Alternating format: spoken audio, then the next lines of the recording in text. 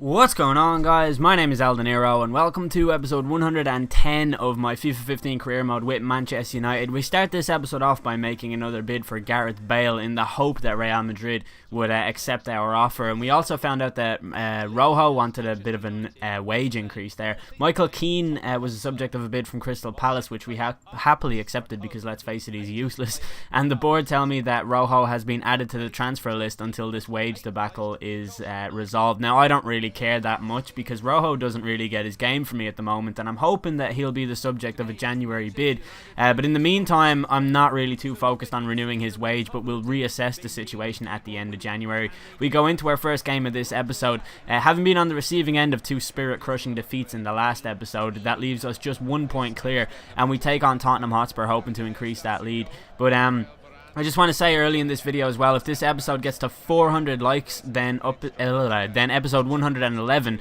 will be uploaded at about 7:30 this evening. That's UK and Ireland time. So 400 likes, that's pretty easy, but I noticed that the likes have been kind of trailing on this series a lot lately. But yeah, I also wanted to ask you guys a question, which was, who is the best player that you've signed like in career mode? Like, who is your biggest kind of star signing? Because if Gareth Bale were to be signed by us, then he would immediately become that player. Other than that, it's hard to say. I suppose in this series so far it would have been Rafael Varane, although I think Villalba would be pushing for a place in that lineup too, because he's now 86 rated. But Tottenham were kind of dominant in this game, and there is no real more formulaic team that we play against than Tottenham Hotspur. Every single match against Tottenham seems to go the same way, although in this season with Man United we got our 1-0 victory over Tottenham with a 90th minute goal, which I don't think it's happened before. We have definitely beaten them with some last minute goals though.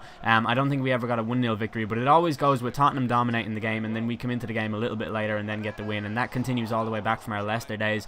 But just past the hour mark, Javier Hernandez put his chance wide as he went for a kind of an acrobatic effort that went just wide of the post. As you can see from this replay, it was incredibly close, and 4 minutes later we wanted to continue that dominance by moving forward in midfield. In the first half of this game, Tottenham had something like 62% possession, so we were trying to just break up midfield a little bit more and kind of pack it with players, and Rooney's shot from distance kind of typifies the type of effort that we were having in this game and that we were having to resort to. But we did go for a slightly more individual effort in the 77th minute when the ball comes to Timo Huppertz wide on the right hand side of the pitch. He obviously scored the last minute winner against Tottenham in spectacular fashion, but this time his shot goes straight into the arms of Trapp, who holds onto it safely. Then we come up to the 86th minute of the game with Tottenham on the ball, and as you can see, they've left a lot of space in behind their defence for us to move into, and Dyer's terrible cross goes straight into the arms of De Gea, who's allowed to launch it from the immediate moment that he got it into his possession, and Hernandez feeds the ball wide to Andre Schürrle, who is currently unmarked, and he takes on Walker and gets round him kind of luckily because of the mistimed slide tackle. Then Schürrle gets into a great position to play it to Hernandez, who had the opportunity to give us the lead and eventually win the game for us, but sadly it wasn't taken. We did, however, manage to keep the move alive with the ball coming to Rafael on the right hand side. Hernandez moves into a position of space and his header hits the crossbar, but the rebound goes into the back of the net, and Chicharito gives us the winner in the game with barely any time left on the clock. And I did say that they were a formulaic team to play against, and this is the second time this season that we've played this exact game, except this time instead of Timo Huppertz scoring, it was Javier Hernandez, and it took him 2 goals. But that's how the game finished, a 1-0 victory for us, which we will happily accept, because I kind of mentioned in the last episode, FIFA seems to be a little bit more difficult for me than it was before. But we came out with that game, and I read your comments in the last episode, and one guy said I should sign Memphis Depay, so I inquired about him, and Real Madrid got back to us about Bale. It seemed as though that was going nowhere. I can't fork out 44 million plus Di Maria, so that deal is completely off the table. Now that would take the total amount to 68 million for the transfer because of how much Di Maria is allegedly worth. So when PSV told us that they wanted 51 million for Memphis Depay, I immediately went to offer them Di Maria. Now I know people are going to complain about this because people love Di Maria and Memphis Depay is not anywhere near as good as Di Maria. But the thing is, I don't plan on staying at Manchester United. I plan on leaving after this season, provided I do achieve certain goals. within the league and the cup. I want to win at least a double, any kind of a double, and that would lead to me leaving Man United at the end of this season. However, if we were to stay at Man United for just this season and Di Maria returns, he's injured, he's going to eventually turn to 32, we'll only get 2 months out of him.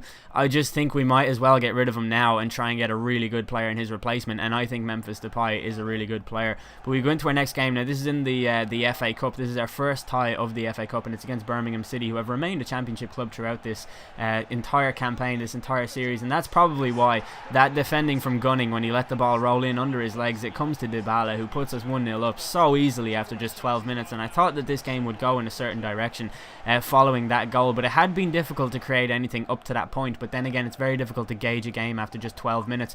However, in the 15th minute of the game, the ball comes forward for Birmingham, and Cottrell ended up scoring. And sorry if you can hear my phone, I'm going to put that on silent right now. But Cottrell scored. He equalised for Birmingham instantly, and that changed the entire complexion of the game. But we came forward immediately after with Dybala on the ball, almost forcing a goal because of some terrible goalkeeping from Darren Randolph, the former Motherwell goalkeeper. But then we come up to stoppage time at the end of the first half with Soldado on the ball, who has been absolutely monumentally useless in every single game he's played in so far. He hit the post against QPR in the last episode, and that's the only thing he's ever done in a Man United jersey. He reminds me of like pre-form Diego Forlan for Man United. If anybody out there remembers, Diego Forlan, who you know and love, used to be a terrible player for Man United, and that's what Soldado is like. I have no idea why they signed him. It is absolutely baffling.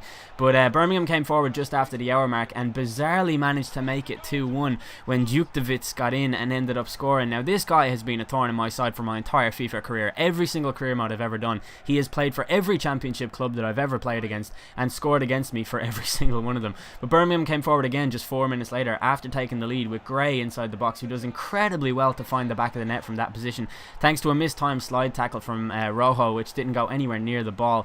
And Birmingham were 2 goals to the good at this point. Now we wanted to respond to that immediately with Timo Huppertz playing the ball into Signorini, who does a Ronaldo chop to get round Arthur, and then from distance letters it into the back of the net. Darren Randolph really caught out in goal as well. His dive was completely mistimed. He was well off his line, and it allowed us a way back into the game. But look at this for a finish from Signorini. I think I might be in love with Matteo Signorini. I think he's a fantastic player, amazing regen. And we come up to the 86th minute of the game with Pereira on the ball. He plays it into Jesse Lingard as we tried to get another goal in this game to keep our FA Cup dream alive. It comes to Dybala, who eventually loses possession, and it's cleared by the Birmingham defence as far as Vitas, the Serbian defender, who plays it into Jesse Lingard, who goes for it from distance, and once again Randolph just nowhere to be seen in goal for Birmingham City, and that allows us straight back into the game. We managed to get that all-important equaliser, but look at this for an absolutely perfect hit from Jesse Lingard. That's unreal. The result was not so perfect. It was a 3-3 draw, but the important thing is that we preserved our home record. We're unbeaten so far at home. I've never been beaten at Old Trafford, which is pretty good. I don't think I was ever beaten at Old Trafford as Leicester manager either, which is kind of incredible.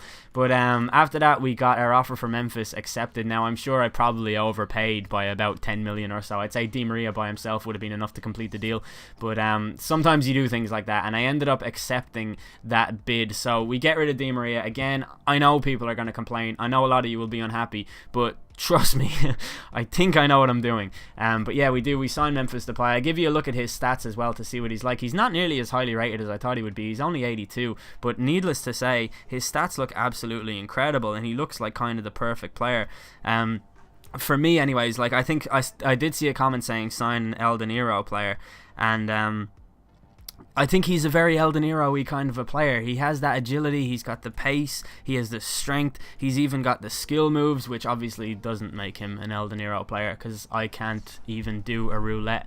No, I can, I just never ever do it. But we go into our next game now. This is against Hull City away from home. We did manage to beat them in just the episode before last, episode 108.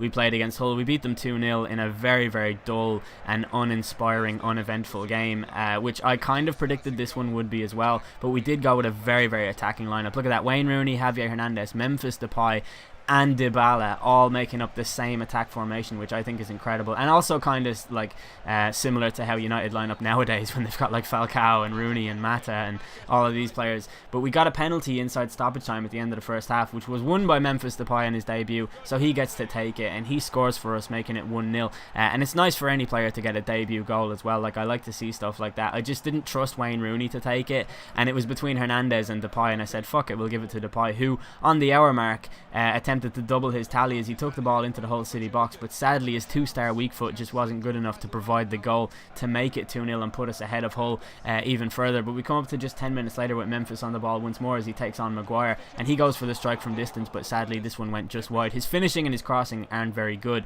but I still think I can score a lot of goals with him, and if you don't believe me, then look at a player like Jeffrey Schlupp, who was very, very, very effective for me in that kind of position. But Hull came forward in the final minutes of the game, and then we're dispossessed as the ball comes to Chalobah. He plays it into Memphis Depay, who picks it up inside his own half and takes on Maguire in defence. He evades a tackle of him very cleverly and then does the Ronaldo chop to get around Chester before getting into the box, and I don't think his 2-star weak foot is going to be that big of a deal if he can finish like that with his right foot every time. And I thought that was a fantastic goal on what was a fantastic debut from a really, really good signing for us. And Memphis makes it 2-0. That was the final score of the game. It was just the fact that he picked the ball up in his own half and legged it until he scored. That's the type of thing that I want in my team, and I'm really happy with that signing. So to all of the Di Maria people who are going to be upset, I'm sorry, but I'm also not sorry. That's the end of this episode. Hopefully you guys enjoyed it. If you did, please do leave a like. That would be much appreciated. If we get to 400, there'll be another episode of this later on today. I've been El Dinero. Thanks for watching.